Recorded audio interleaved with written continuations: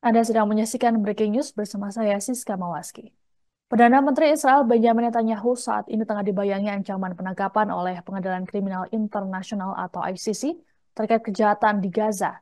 Netanyahu lantas menuding tindakan ICC tersebut sengaja dilakukan untuk mencegah Israel dalam melawan terorisme. Dalam video terbaru pada Rabu 1 Mei, Netanyahu menyinggung soal peristiwa Holocaust yang terjadi 80 tahun silam. Netanyahu lantas menduga bahwa surat perintah penangkapan tersebut diminta oleh pemimpin-pemimpin negara yang tak setuju dengan Israel terkait perang di jalur Gaza. Menurut Netanyahu, bila nantinya surat penangkapan untuk dirinya dan sejumlah pejabat Israel benar dirilis, maka hal ini akan jadi skandal terbesar dalam sejarah. Ia pun bersumpah tak akan ada perubahan dalam tindakan Israel terkait kedaulatannya meski ada upaya dari ICC. Lebih lanjut, Netanyahu mengecam ICC karena menargetkan tentara IDF. Dikatakan olehnya bahwa Israel memiliki tentara yang bermoral di dunia. Netanyahu lantas menyinggung sikap Hamas yang menempatkan milisinya di lingkungan warga sipil. Adapun surat penangkapan terhadap Netanyahu dan para pejabat Israel muncul di perundingan gencatan senjata yang belum menemui kata sepakat. Yakini Israel terus menggempur wilayah Gaza, tidak peduli soal perundingan tersebut. Bahkan, Israel akan melancarkan serangan ke wilayah Rafah yang jadi tempat pelindungan warga sipil Palestina. You have to hear this to believe this. The International Criminal Court in The Hague is contemplating issuing arrest warrants against senior Israeli government and military officials as war criminals. This would be an outrage of historic proportions. International bodies like the ICC arose in the wake of the Holocaust committed against the Jewish people. They were set up to prevent such horrors, to prevent future genocides. Yet now, the International Court is trying to put Israel in the dock.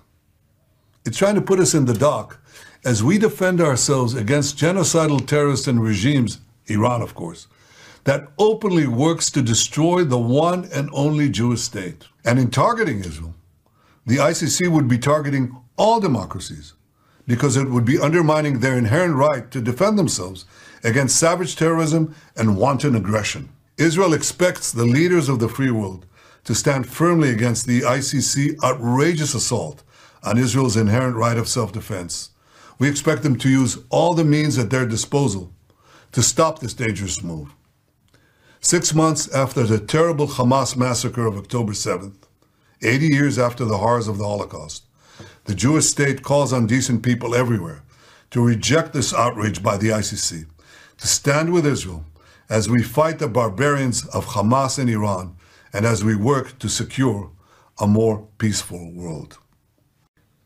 You have to hear this to believe this.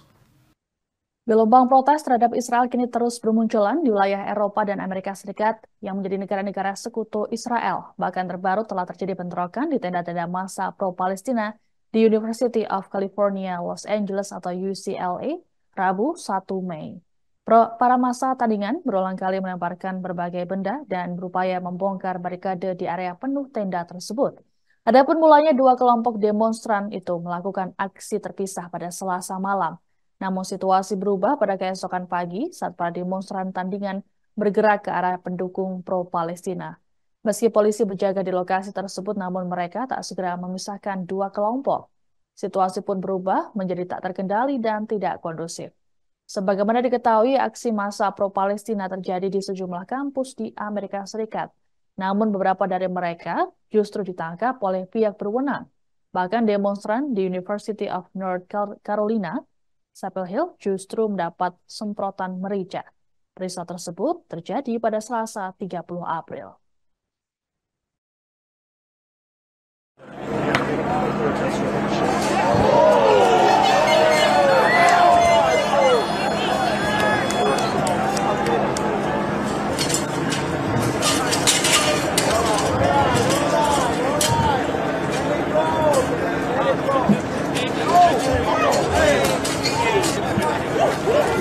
Oh my God.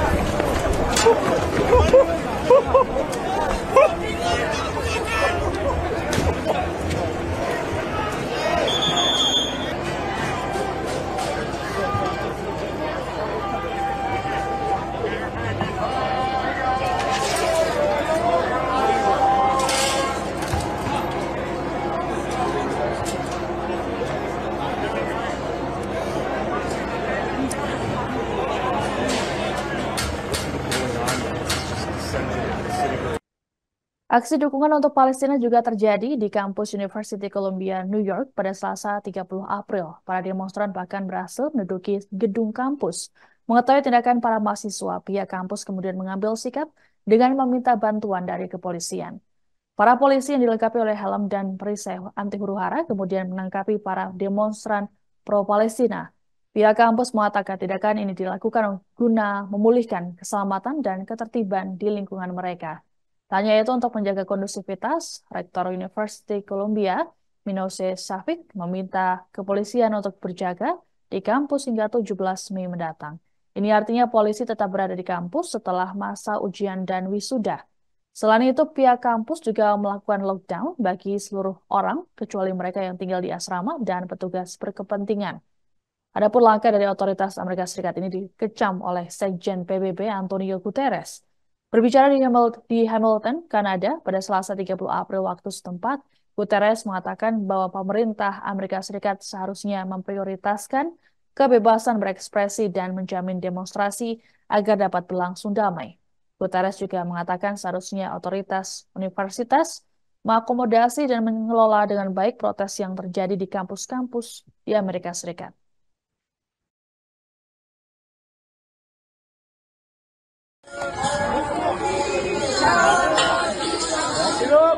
Back it up! That means you! Back up! Back up! Back up! Back up! Get back! Get back!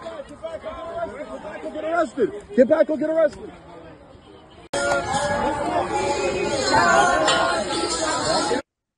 Demikian informasi dalam Breaking News kali ini. Saya Siska Mawaski pamit, sampai jumpa. Download Tribun X sekarang, menghadirkan lokal menjadi Indonesia.